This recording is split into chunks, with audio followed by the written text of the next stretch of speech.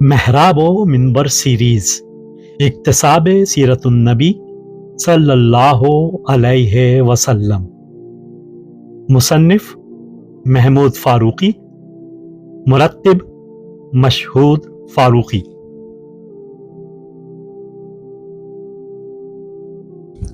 چوتھا حصہ، قبل از نبوت صادق و امین۔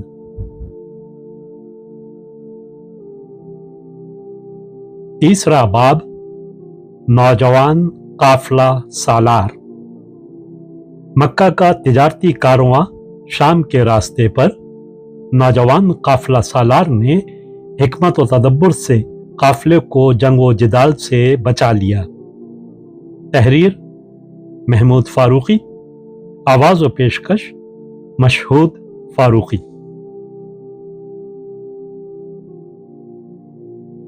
جب بھی تجارتی کارواں کی روانگی کا وقت آ جاتا، قبائل عرب چھوٹے چھوٹے قافلوں میں اپنا اپنا مال تجارت لے کر مکہ آتے اور شہر کے باہر اس میدان میں خیمے لگا دیتے جو ان کے لیے مقرر تھا۔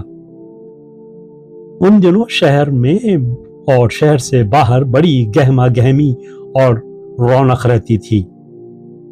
ہر طرف لین دین کی باتیں اور خرید و فروخت کا مشغلہ جاری رہتا تھا، یہاں تک کہ وہ مقررہ دن آ جاتا جب کہ کارواں کو کوچ کرنا ہوتا۔ اس دن تمام قافلے اپنی اپنی حیثیت کے مطابق ایک کے پیچھے ایک روانہ ہونے شروع ہو جاتے۔ عزیز رشتہ دار، دوست، احباب ٹولیوں در ٹولیوں میں اپنے اپنے آدمیوں کو وداع کہتے۔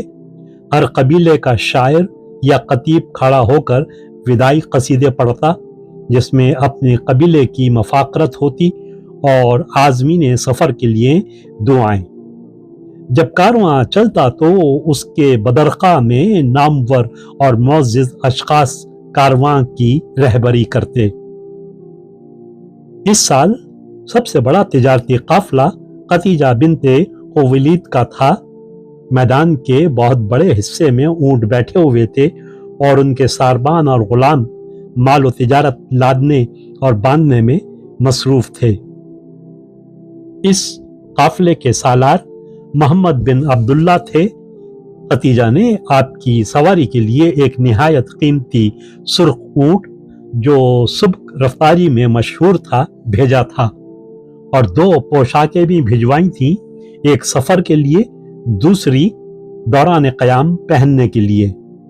جب بنو ہاشم اور بنو اسد کے سب لوگ اس قافلے کو رخصت کرنے جمع ہو گئے تو عباس رضی اللہ تعالی عنہ ابن عبد المطلب نے قصیدہ وداعیہ پڑھا اور اس بات کو شگون نیک قرار دیا کہ محمد بن عبداللہ اس قافلے کے کاروان سالار ہیں۔ جب کوچ کا وقت قریب آیا تو معلوم ہوا کہ اس بڑے قافلے کے چند اونٹوں پر ابھی تک اسباب باندھا نہ جا سکا۔ میسرہ نے کہا، ہمارے پاس دوسرے قافلوں کی نسبت اونٹ تو زیادہ ہیں مگر ساربانوں کی تعداد کم ہے، اسی لیے یہ اونٹ بر وقت تیار نہ ہو سکے۔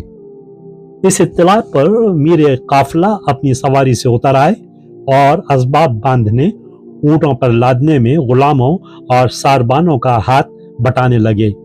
ان کی اس سرگرمی کے سبب بہت جلد سارے اونٹ لد لدا کر تیار ہو گئے اور کاروان کی روانگی میں تاخیر ہونے نہ پائی۔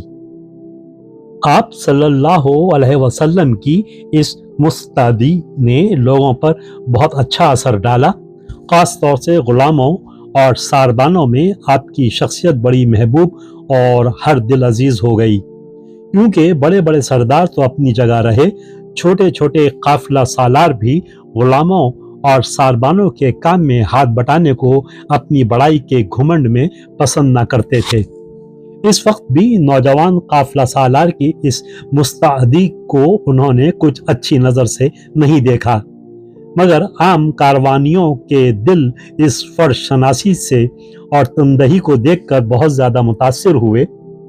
اس وقت جبکہ محمد صلی اللہ علیہ وسلم اپنے ساربانوں کی مدد کر رہے تھے، صرف حمزہ رضی اللہ تعالی عنہ تھے جنہوں نے بڑھ کر ان کی مدد کی اور اس کام میں ساتھ دیا۔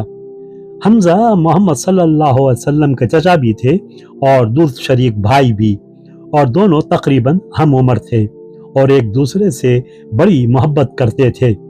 یہی وہ حمزہ ہیں جو اسلام کے بعد میدان احد میں شہید ہوئے اور سید الشہداء کا لقب پایا۔ مکہ سے کاروان رخصت ہو گیا اور مکہ والے اس وقت تک وہاں کھڑے ہوئے اس کی روانگی کا نظارہ دیکھتے رہے جب تک کہ گرد و غبار انہیں نظر آتا رہا۔ دوسرے دن کاروان نے ایک کنویں پر پڑاؤ ڈالا۔ جب سارے سالاران قافلہ ایک جگہ بیٹھے، ان میں سے ایک مطعم بن عدی نے کہا، اب ہم ایک دو منزلوں کے بعد سرزمین حجاز کی حدود سے نکل جائیں گے اور اجنبی علاقے میں داخل ہو جائیں گے، اور ہم کو نئے نئے قبیلوں کے درمیان سے گزرنا ہوگا اور ان سے معاملات طے کرنے پڑیں گے۔ اس لیے ضروری ہے کہ ہم اپنے میں سے کسی ایک کو کاروان سالار مقرر کر لیں۔ یہی ہمارے بزرگوں کا طریقہ رہا ہے۔ مطعم کی اس تجویز پر ہر قبیلے کے لوگوں نے اپنے اپنے آدمیوں کا نام پیش کیا۔ قبیلہ مخزوم کے لوگوں نے ابو الحکم یعنی ابو جہل کا نام لیا۔ خاندان لوئی نے ابو سفیان کو نامزد کیا۔ خاندان عدی نے معتم کو پیش کیا۔ خاندان نذیر نے اپنے سردار نصر بن حارث کو موضوع قرار دیا۔ بنو اسد اور بنو ہاشم نے محمد بن عبداللہ کو کاروان سالاری کے لیے تجویز کیا۔ اس معاملے میں بات اس قدر بڑھ گئی کہ ابو الحکم نے تلوار کھینچ لی اور جواب میں حمزہ نے بھی تلوار نکال لی۔ قریب تھا کہ آپس میں کشت و خون ہو جاتا۔ اس وقت حمزہ کے بھتیجے محمد صلی اللہ علیہ وسلم نے اپنے ہم عمر چچا کا ہاتھ تھام لیا اور حاضرین کو مخاطب کر کے ایک مختصر سی تقریر کی اور ان کو بتایا کہ ہمارا کاروان بہت بڑا ہے، ایک ساتھ کوچ اور قیام میں دقت ہوگی، راستے میں چھوٹے چھوٹے چشموں اور کنووں پر پانی حاصل کرنے، جانوروں کو سیراب کرنے میں بھی مشکلات پیش آئیں گی۔ اس لیے مناسب یہ ہے کہ کاروان کے دو حصے کر دیے جائیں، ایک صبح کوچ کرے، دوسرا دن ڈھلے، اور دونوں حصوں کی سالاری کے لیے دو آدمیوں کو چن لیا جائے۔ سب کو یہ تجویز پسند آ گئی۔ جو قبیلے صبح کو کوچ کرنا چاہتے تھے وہ ابو سفیان اور ابو الحکم کے ساتھ ہو گئے۔ جو سہ پہر کے کوچ کو پسند کرتے تھے وہ بنو ہاشم اور بنو اسد کے ساتھ ہو گئے، اور ان کی سالاری محمد بن عبداللہ اور عباس بن عبد المطلب کے سپرد ہوئی۔ اس طرح یہ قصہ جو خونریزی پر ہی ختم ہوتا بخیر خوبی طے پا گیا۔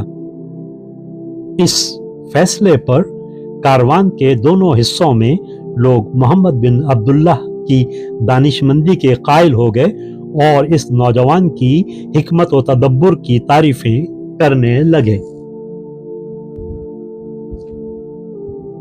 ویڈیو دیکھنے کے بعد چینل کو سبسکرائب کرنا نہ بھولیں اور تازہ ترین اپڈیٹس کے لیے گھنٹی کے بٹن کو ضرور دبائیں تاکہ ہمارے منفرد اور پر اثر پیغامات آپ تک پہنچتے رہیں، اور اگر لائک کریں تو اپنے دوستوں کے ساتھ شیئر کریں۔ شکریہ۔